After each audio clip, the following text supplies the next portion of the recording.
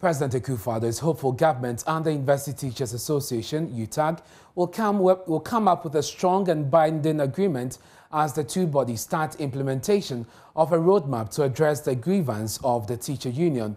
UTAG today agreed to take steps to suspend the ongoing strike action, whilst the Ministry of Employment and Labour Relations, in conjunction with the National Labour Commission, that's the NLC, take steps to discontinue all legal processes against the association. The association had, in the last few weeks, been on a strike demanding that government implement an agreed condition of service which puts entry-level lecturers on a salary of $2,084 as against the current $900. National President of UTAG, Professor Charles Maffo, tells Joy News university management will decide on when students should take the examination.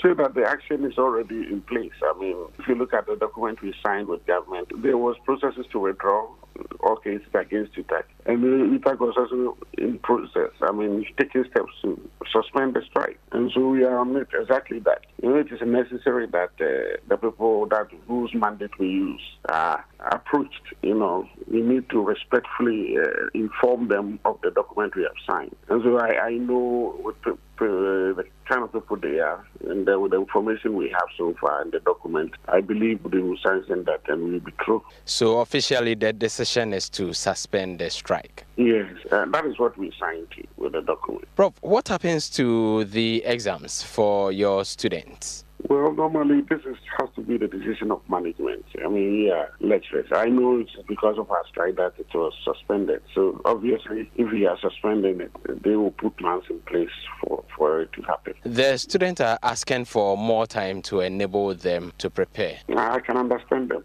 I mean, and I know management will take their plea into consideration.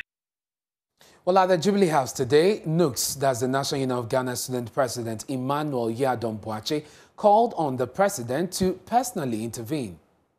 The union, we commend our minister and then all other government agencies in their ability to get UTAG to return to negotiations, because this was a matter that was really affecting Ghanaian students.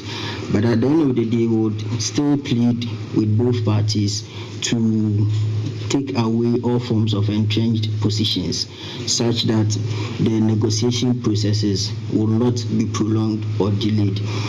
At this point, we would call for your intervention and then help see to it that our lecturers return back to their classrooms. There has been an issue of an astronomical increment in hostel prices over the years on our various campuses. And this is something that has been affecting Ghanaian students for long.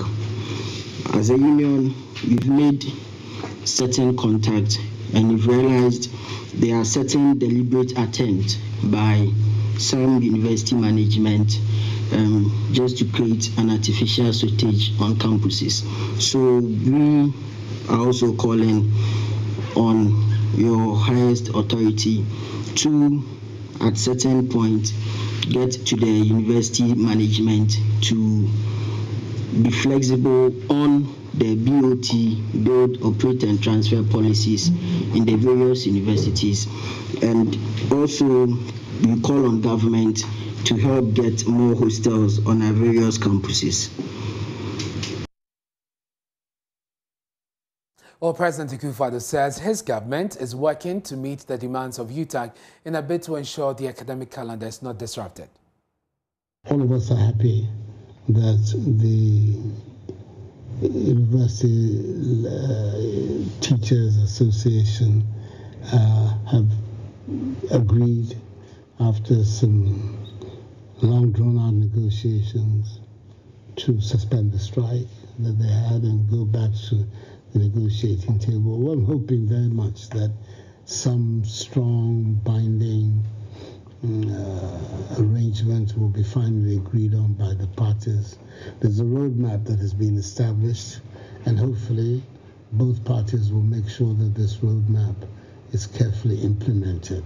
It's in the interest of all of us to make sure that there's no disruption to academic work, in our tertiary institutions, and that the teachers have the wherewithal to be able to undertake and discharge these very important obligations that they have.